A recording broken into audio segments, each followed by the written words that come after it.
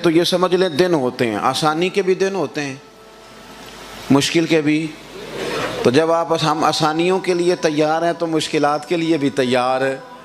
یہ دن ہوتے ہیں، یہ آتے ہیں۔ انبیاء کرام علیہم السلام پر بھی ایام آئے، وقت ہوتا ہے، تو اس میں انسان کا کام یہ ہے وہ اللہ والوں کا وسیلہ ضرور تلاش کرے۔ وہ چونکہ ہم جو اللہ والوں کی مدد ہے اسے اللہ کی مدد ہی سمجھتے ہیں، لیکن یہ یاد رکھیں کہ رجوع اپنے رب کی جانب کرنا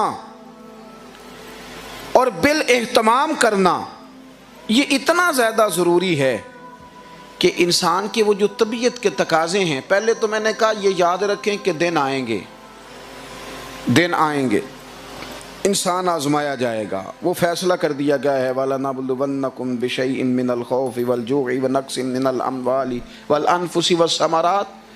پہلے تو کبھی دن مشکل آ جائے نا تو جس طرح آسانیاں بندہ خوشی سے لیتا ہے نا، مشکلات میں بھی ذرا اسے سینہ کھلا کر۔ حضرت ابو یحییٰ ایک درویش تھے، کوئی الزام لگ گیا تو بہت زیادہ شہرت جو تھی وہ زوال میں بدل گئی، لوگ روڑے مارنے لگے، ہر بندہ ہی روڑے مار رہا تھا۔ تو حضرت ابو بکر شبلی بھی قریب سے گزرے، انہوں نے ایک پھول پھینکا، پھول مارا تو حضرت نے وہ پھول اٹھا کے واپس کر دیا، کہنے لگے شبلی یار رکھ لے، میرے نا آج کل روڑے کھانے کے دن آئے ہوئے ہیں۔ تو جو کہ دن روڑے کھانے کے ہیں لہٰذا ان دنوں میں پھول سجتا نہیں، آئیں گے دن پھول کھانے کے بھی، جب آئیں گے تو میں لوں گا نا تم سے۔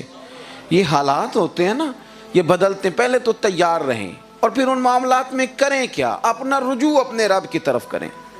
حضور نے ہمیں اللہ کی جانب بلایا، نبی پاک صلی اللہ تعالیٰ علیہ وسلم نے اللہ کی توحید کا اعلان کیا۔ وہ جاہل شاعر اور نادان صوفی اور عجیب و غریب قسم کے ادیب جو معاذ اللہ تعالیٰ جگہ جگہ کہتے پھرتے ہیں کہ سارے روپ ہی اللہ کے ہیں، ہر کوئی کسی نہ کسی رنگ میں اللہ کوئی پکارتا ہے، ان بیوقوفوں سے کہو اگر سارے روپ اللہ کے تھے تو پھر حضور نے بتوں کے خلاف جہاد کیوں فرمایا؟ پھر توحید خالص کی ضرورت کیوں پیش آئی؟ یہ کمزور باتیں کرنا اور گول باتیں کرنا اور طریقت کے نام پر لوگوں کو اوہام پرستی کا شکار کرنا، محبوب کی پیغام کا پہلا سبق یہ ہے کہ لا الہ الا اللہ۔ یہ پہلا سبق ہے، آپ مضبوط ہو جائیں۔ دیکھو بخاری مسلم میں حدیث ہے، اللہ کے پیارے رسول صلی اللہ تعالیٰ علیہ وسلم کے صاحبزادے کا وصال ہو گیا، اور وصال مبارک بھی حضور کی گود میں ہوا، مقدس آنکھوں میں آنسو بھی آئے۔ حضرت انس بن مالک رضی اللہ تعالیٰ عنہ فرماتے ہیں کہ صحابہ نے عرض کی حضور آپ بھی رو رہے ہیں؟ فرمایا بیٹا چلا گیا ہے لیکن میرے دل اور زبان پہ وہی ہے جس سے میرا رب راضی ہوتا ہے۔ اب اتفاق کی بات، جس دن حضور کے صاحبزادے کا وصال ہوا اسی دن ہی سورج گرہن بھی ہو گیا۔ یہ بخاری مسلم میں موجود ہے۔ کچھ لوگوں نے بات جوڑ دی کہ یہ حضور کے صاحبزادے کا وصال ہوا اس لیے آج سورج کو بھی گرہن ہو گیا ہے۔ جوڑ دیتے ہیں نا جوڑنے والے۔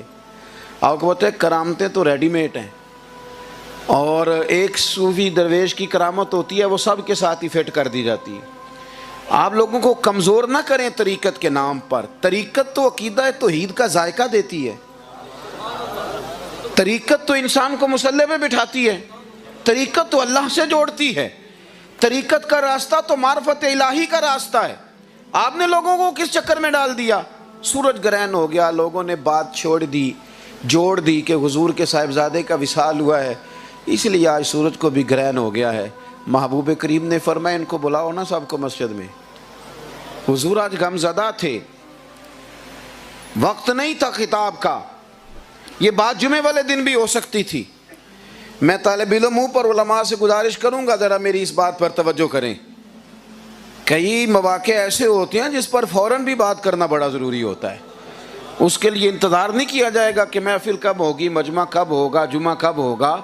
محبوب نے فوراً لوگوں کو مسجد میں جمع کیا، اللہ کی حمد کی، اپنی رسالت کا اعلان فرمایا، اور پھر محبوب فرمانے لگے لوگوں یہ جو چاند اور سورج کو گرہن ہوتا ہے نا یہ اللہ کی نشانیوں میں سے نشانی ہے، اور جب یہ وقت آئے نا تو استغفار پڑھا کرو، نفل پڑھا کرو۔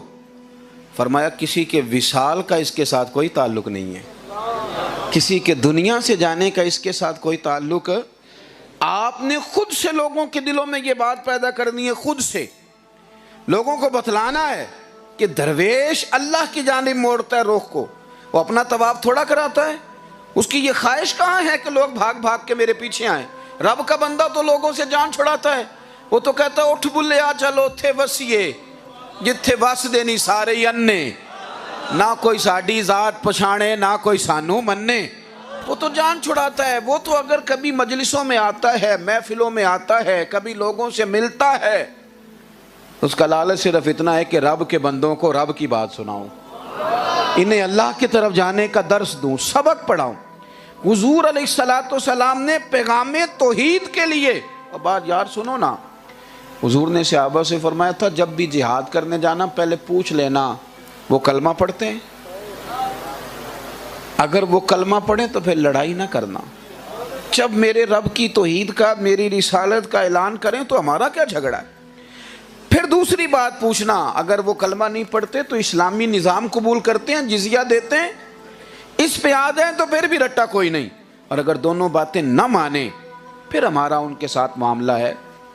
ہم نہ توحید خالص کا خاص جو نور ہونا چاہیے، میں آج دوستوں سے کہہ رہا تھا کہ نبی کریم علیہ السلام نے فرمایا اگر تم چاہتے ہو نا تمہیں ایمان کا ذائقہ ملے تو 3 کام کرو، ایک ہر چیز سے بڑھ کے اللہ رسول سے پیار کرو، ایک فرمایا جس سے بھی پیار کرو رب رسول کے لیے ہی کرو، اور تیسرا فرمایا ایمان لانے کے بعد